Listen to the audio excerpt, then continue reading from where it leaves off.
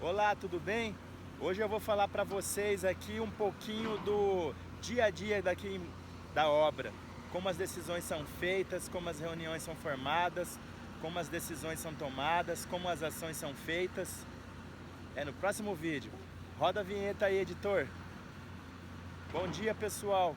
Hoje eu vou falar para vocês aqui um pouco sobre o dia a dia de obra, como as reuniões são feitas, como as decisões são tomadas, como os diálogos diários de segurança são importantes para a obra, né? Então, uma obra ela é composta basicamente de planejamento. Sem o planejamento a gente não consegue fazer nada. Então, o primeiro passo aí é planejar a obra, é levantar quais são os serviços que serão feitos, né?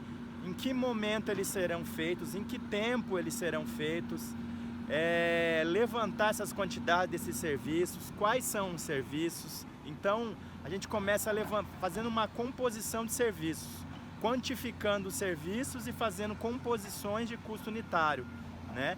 A gente abre os projetos, a gente senta numa mesa, numa reunião, e aí a gente quantifica todos os serviços, desde os preliminares, que é a colocação de tapume, né, a terraplenagem, movimento de terra, as escavações para a fundação profunda, para as fundações.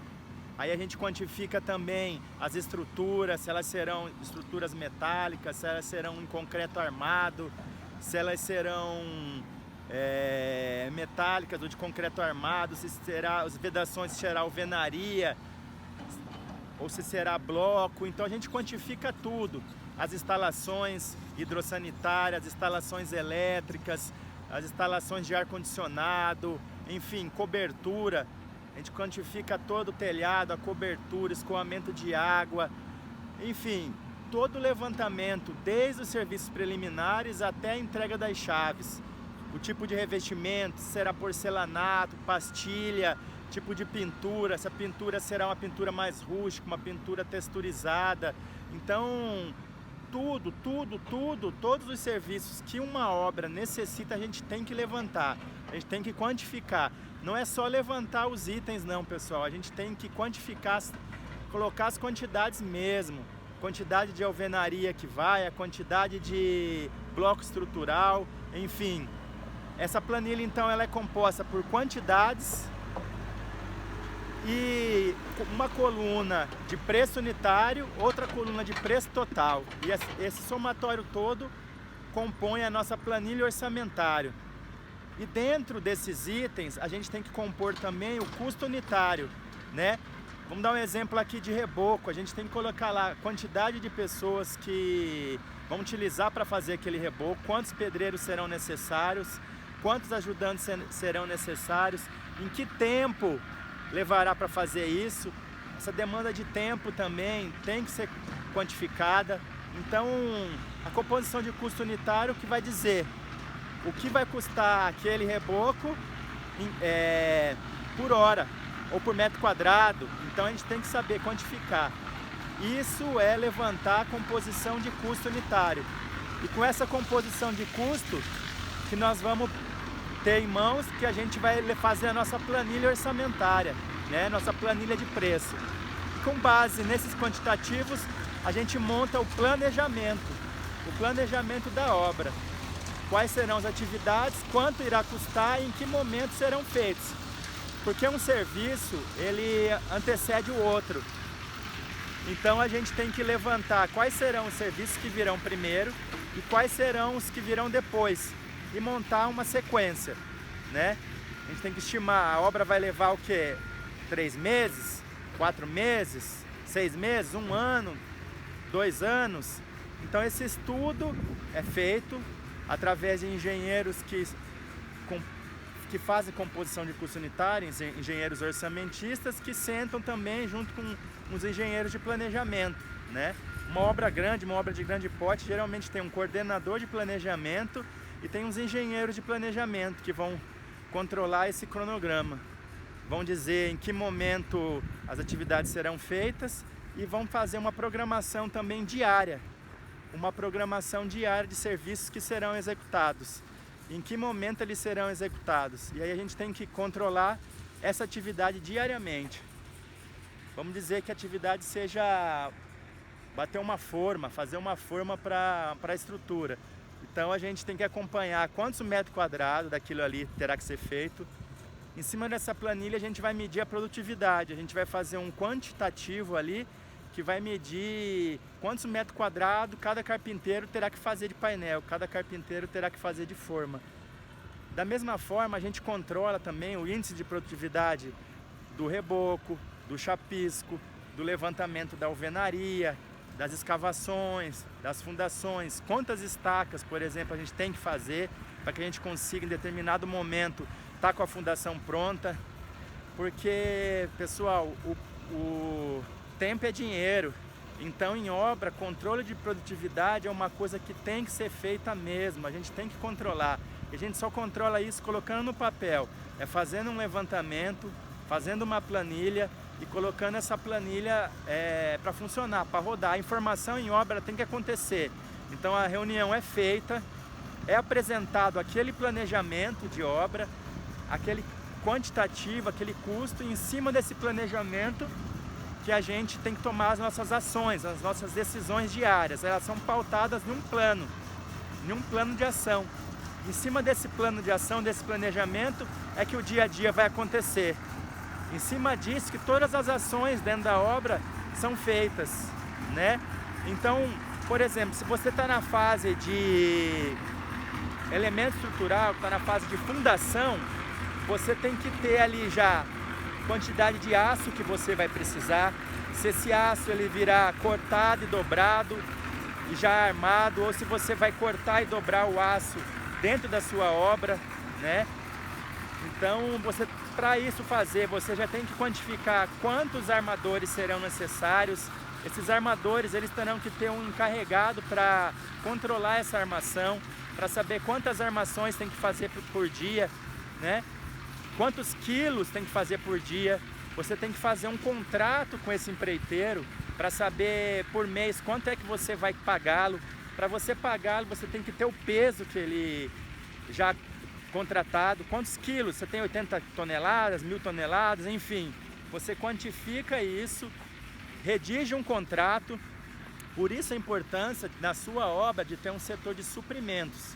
O setor de suprimentos, ele vai levantar para você as quantidades que você tem em planilha. Você diz a necessidade, olha, eu vou precisar de contratar armadores, uma equipe de armadores, e aí o departamento de suprimentos, que geralmente tem um engenheiro ou engenheira, vai levantar para você empresas no mercado que trabalham com armação de aço. E aí vão fazer lá, dentro dos suprimentos, vão fazer um mapa de cotação. Naquela cotação vai levantar ali qual é o melhor preço daquelas empresas, preço, qualidade, custo e prazo. E aí contrata-se essa empreiteira. E aí o seu dia a dia, como um engenheiro de campo, é ir para cima do empreiteiro. Cobrar a produtividade dele, cobrar que ele siga aquele contrato, e você tem que medir todo mês os serviços que foram feitos e fazer o pagamento através do controle de medições. Então na sua obra você tem que ter uma equipe que controla pagamentos também, que controla as medições dos empreiteiros, né? Então você, dentro de uma obra, você tem uma construtora, mas você terá vários subempreiteiros. Subempreiteiros, eles dão uma produtividade, ao meu ver, uma produtividade maior para o canteiro de obra, porque você paga ele em cima da produção, paga para ele em cima daquilo que ele produz, daquilo que ele gera mensalmente para a empresa. É uma maneira mais ágil, mais produtiva de se fazer uma obra. É contratando empresas que são especialistas naquele determinado assunto. Hoje o mercado da construção ele é vasto no Brasil e no mundo. Então você tem empresas especializadas em serviços de terraplenagem, você tem empresas especializadas especificamente em armação de aço, você tem hoje empresas especializadas em montagem de painel, né, de forma para construção, tem empresa especializada em pintura, empresa especializada em gesso, empresas especializadas em acabamento, em assentamento de pastilha, assentamento de porcelanato, assentamento de granito. Então, você como gestor de obra, como engenheiro, tem que saber contratar essa empresa, fazer uma cotação, fazer um contrato com ela, colocar ela no canteiro e cobrar ações. cobrações de produtividade em cima daquilo que ela foi contratada. E aí o seu dia a dia é controlar esses serviços, né? Que além de você produzir aquele serviço, você tem que controlar ele no dia a dia mesmo. Você tem que ter uma planilha de controle diário da obra. Você tem que ter um relatório diário de obra. Dentro daquele relatório, você colocará tudo que foi feito na obra durante o dia. Desde o diálogo diário de segurança. O que é o diálogo diário de segurança? É você reunir com o seu pessoal e conversar com eles, explicando quais as ações que serão tomadas naquele dia, quais as atividades serão feitas e explicar das dificuldades, né? Do uso, da utilização de equipamento de proteção individual, do uso e da utilização de equipamentos EPIs e EPCs, né, que são os equipamentos de proteção coletiva. Você tem que explicar os riscos de acidente, você tem que evitar acidente dentro de obra. Nenhuma empresa gostaria de ter um colaborador ou uma pessoa envolvida em algum procedimento, alguma atividade, envolvida num risco, num acidente, num prejuízo para a vida da pessoa, um ferimento, alguma coisa. Ninguém quer isso. Então, tem que ter esse diálogo diário para explicar as normas de trabalho em altura, as normas para trabalhar com equipamento elétrico, né, os riscos de choque elétrico, os riscos de qualquer acidente. Então, no seu relatório diário de obra, você tem que relatar também o DDS, que é o Diálogo Diário de Segurança. Você tem que relatar quais serão as atividades que foram feitas naquele dia, o efetivo, você tem que colocar dentro daquele RDO ali, daquele relatório diário, quantos serventes você utilizou, quantos pedreiros você utilizou, quantos armadores, enfim. Além das pessoas que estão envolvidas nos trabalhos, você tem que relacionar também quais os equipamentos que serão utilizados, né? Quantos compactadores do tipo sapo você irá utilizar, quantas retroescavadeiras, quantas bobcats, quantas mini retros, enfim. Você tem que, como engenheiro, dentro de uma obra, você tem que saber que você irá utilizar vários equipamentos em obra. Você tem que saber em que momento eles serão utilizados, né? Se você for fazer, por exemplo, movimento de terra, você irá utilizar motoniveladora, você irá utilizar retroescavadeira, às vezes escavadeira hidráulica, que é um equipamento mais potente para escavação. Se for uma obra de grande porte, você terá que ter guindastes para içar equipamentos, içar material até ao longo do prédio, né, na altura máxima do prédio. Você terá que ter plataformas elevatórias para levantar esses materiais. Se você tiver trabalho em altura, por exemplo, instalações elétricas, né, de iluminação, você tem que ter a plataforma elevatória, que são as plataformas elevatórias. Nós temos ela do tipo plataforma cremalheira, né? Nós temos as girafinhas, as plataforminhas pequenas de 9 metros, de 15 metros, enfim, que conseguem içar o colaborador a determinadas alturas. Então, para você trabalhar em uma obra de grande porte, você tem que saber que você irá utilizar equipamentos e tem que saber quantificar em que momento você irá utilizar aqueles equipamentos, né? Uma obra grande, em qualquer tipo de obra, você sempre tem equipamento e material para descarregar. Você vai ter grandes quantidades de placa de gesso para descarregar, grandes quantidades de aço. Então você tem que ter um MUNC à disposição, você tem que saber que em determinado momento você irá utilizar MUNC, você irá trabalhar com concreto. Então as bombas de concreto, elas ficam paradas em determinado local. Em que local elas ficarão paradas, né? Para não atrapalhar a logística dentro do canteiro. Uma dica muito importante: a logística dentro de um canteiro, ela é a alma do canteiro. Você tem que criar uma logística que não atrapalhe as suas atividades diárias. Imagina um equipamento como uma bomba de concreto, né? Uma bomba de lançamento de concreto, uma estacionária, uma bomba-lança estacionada num local onde tem ali um tráfego de pessoas, pessoal passando por ali. Então você tem que saber que fazer um layout. Nesse seu planejamento tem que ter um layout de canteiro. Esse layout, ele irá indicar aonde ficará a sua baia de areia, aonde ficará a sua baia de brita, aonde ficará as suas bolsas de cimento, né, seus sacos de cimento, aonde ficará o seu almoxarifado, o seu departamento de engenharia, o seu RH. Esse layout é nada mais do que um mapa, um desenho, mostrando o seu canteiro e mostrando aonde ficarão os seus materiais e seus equipamentos. E ali você vai traçar a logística. Onde é mais fácil para o caminhão bascular a areia, onde é mais fácil para o caminhão bascular o seu agregado ali, a brita, né? A brita 1, brita 2, enfim. Essa logística é o estudo seu, porque uma logística mal feita, ela atrapalha o canteiro, ela atrapalha a movimentação dos equipamentos das pessoas. E uma obra de grande porte tem muito deslocamento de material, deslocamento de colaboradores, equipamento passando o dia inteiro pela obra, né? Retros, equipamento como a escavadeira hidráulica, bomba de concreto, caminhão betoneira. Então a logística tem que ser bem feita, o planejamento tem que ser bem feito e adequado para que você não tenha problema de produtividade na obra. Então a dica importante aí, além do planejamento, faça um layout de canteiro, faça um estudo preliminar do seu canteiro, né? Um canteiro é um ritmo acelerado. Você como engenheiro, você tem que saber que você é o primeiro a chegar. Geralmente você chega aí 6 horas da manhã, 6h30 da manhã e você é o último a sair. Geralmente você sai aí 7 horas da noite, 8 horas da noite, às vezes até 10 horas da noite. Quem dita o ritmo de obra é o engenheiro, pessoal, o líder do canteiro de obras, os engenheiros, os técnicos de edificações, os arquitetos, eles são exemplo, né? Nossos colaboradores, eles seguem aquelas pessoas que são exemplo na obra, aquelas que motivam o trabalho diário, aquelas que dão exemplo, que são os primeiros a chegar, os últimos a sair, aquelas que tomam decisões. Saiba tomar decisões. O engenheiro, ele tem que tomar decisões. Não tome decisões de cabeça quente, uma dica importante. Não pelo fogo da emoção, pelo aquele entusiasmo.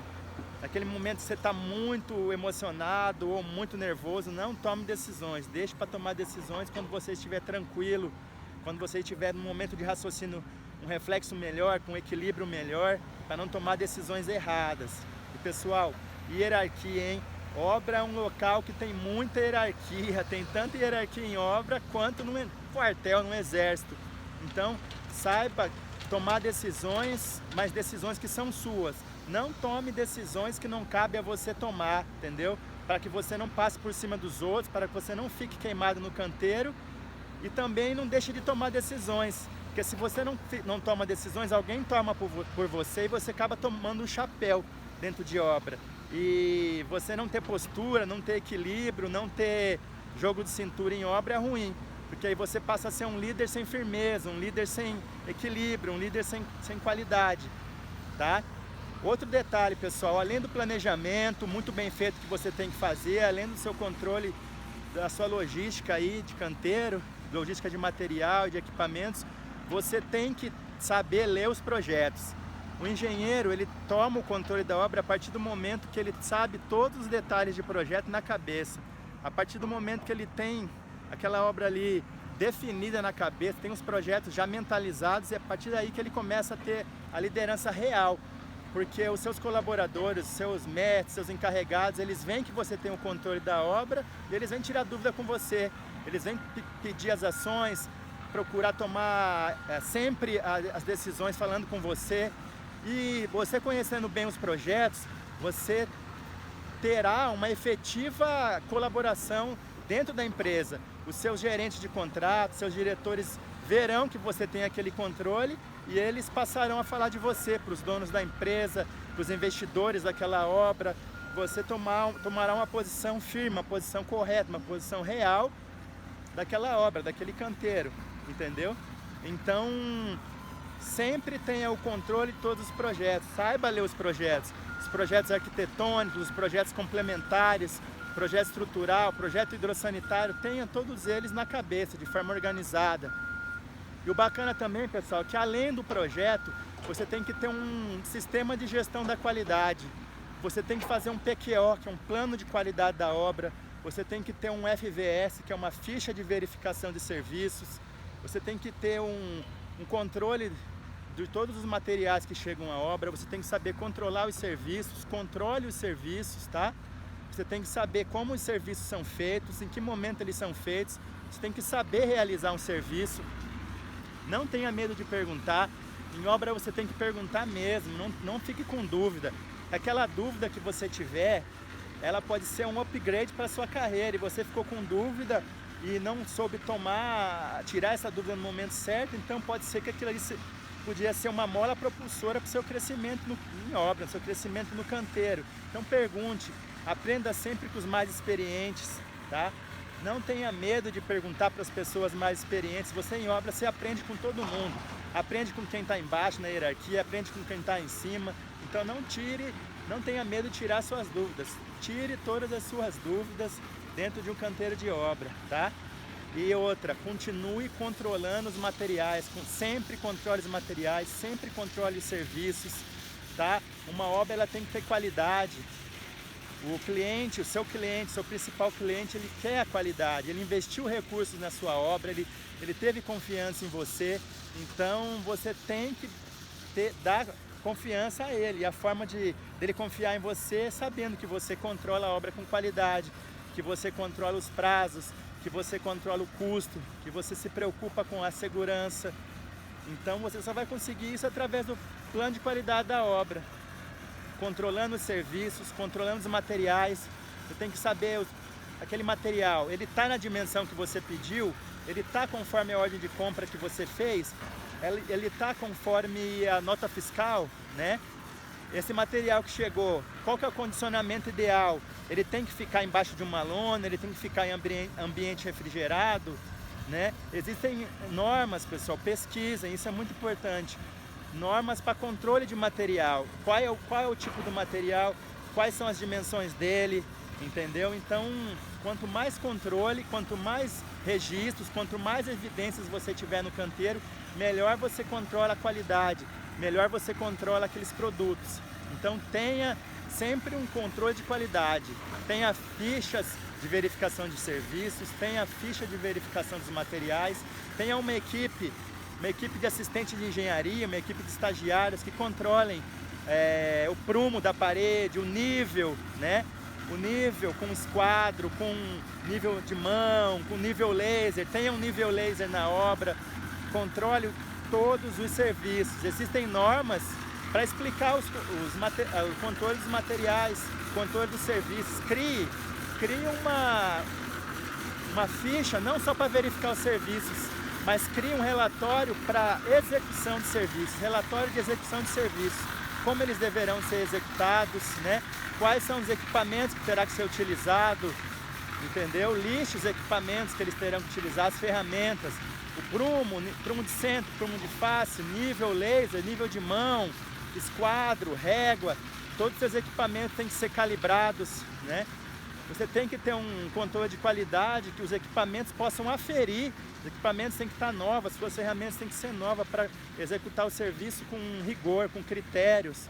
Então, para você ter o controle, você tem que ter também as ferramentas, né, bem aferidas, bem equilibradas. O seu pessoal, o seu time tem que ser selecionado. O engenheiro ele tem que ter a capacidade de escolha de bons profissionais. O seu time é o segredo do seu sucesso. O seu mestre de obra tem que ser bom, seu encarregado tem que ser bom, seus encanadores, seus pintores, seus pedreiros, tem que ser um time de profissionais. E você só vai construir uma carreira, uma base curricular, sabendo quais são os melhores no mercado. Tem uma lista ali com os profissionais que você irá precisar, né? Quais são os profissionais que você irá precisar, tem o telefone deles para você ligar, para você montar o seu time, saiba cobrar. Em obra você tem que saber cobrar e também saber que você será cobrado. Então liderança é isso, gestão é isso, saber cobrar e ser cobrado.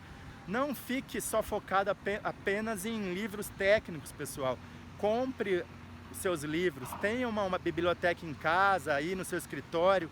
Além de subsídios técnicos, você tem que entender também de educação financeira, de gestão, de empreendedorismo, porque o engenheiro ele é um empreendedor. Ele pega uma obra no início ali e toca até o final. Ele chega num terreno onde não não tem nada, apenas mato e limpa, e faz os serviços preliminares, e faz uma fundação, e levanta estrutura, e faz o fechamento, e faz acabamento, e cobre. Então, milhares de pessoas são envolvidas nesse processo, milhares de procedimentos, muito projeto, muito relatório, muita planilha. O engenheiro ele tem que saber falar em público, ele tem que ter uma boa oratória, porque a liderança é saber falar. Não adianta nada você se conhecer muito e não delegar, não saber explicar um serviço, como é que ele é feito, em que momento ele é feito. Saiba conduzir, saiba falar, seja um bom líder, seja um bom gestor. A sua carreira profissional, ela é ligada àquele perfil seu. Você tem que pegar o perfil dos grandes líderes que você já trabalhou, pegar aquilo que eles têm de melhor e trazer para você, formar o seu perfil profissional. Eu, por exemplo, tive grandes gerentes de contrato, tive excelentes gerentes de produção, eu tive a oportunidade de trabalhar em grandes shopping centers, em grandes resorts, em centro de convenções. E o que eu fiz para formar o meu perfil? Peguei aquilo de melhor que cada gestor meu teve, né? Os grandes líderes tiveram, peguei o que eles tinham de melhor e trouxe para mim. Aqueles que eles tinham de ruim eu joguei para lá, né? Joguei fora. Então eu consegui formar o meu próprio perfil profissional, consegui conduzir a minha carreira, montando assim as características principais de cada líder e trazendo para mim. E com isso, com muita humildade, com muito suor, com muito trabalho, eu consegui formar a minha carreira. E esses 20 anos que eu tenho de formado, esses 20 anos que eu tenho de experiência, eu estou trazendo para vocês através desses vídeos. Eu farei vários vídeos, muitos vídeos, explicando o dia a dia de obra, como as ações são feitas, em que momento elas são feitas, o que é cada serviço, para que serve cada serviço. Por exemplo, aqui na obra agora nós estamos fazendo as montagens dos blocos de fundações. Sabe para que serve um bloco? Um bloco é um elemento, né? Um elemento estrutural de um volume feito em concreto armado e aço. E para que serve? Para sustentar todos os esforços dos pilares. Ele pega os esforços dos pilares e leva para as fundações profundas, como estacas, tubulões, enfim. Para isso serve um bloco estrutural. Então, durante esses vídeos eu irei falar para vocês aquilo que eu estou fazendo no momento, quais são os serviços que eu estou fazendo, para que serve cada serviço, né? Como é montada a minha equipe, como é montado o meu planejamento.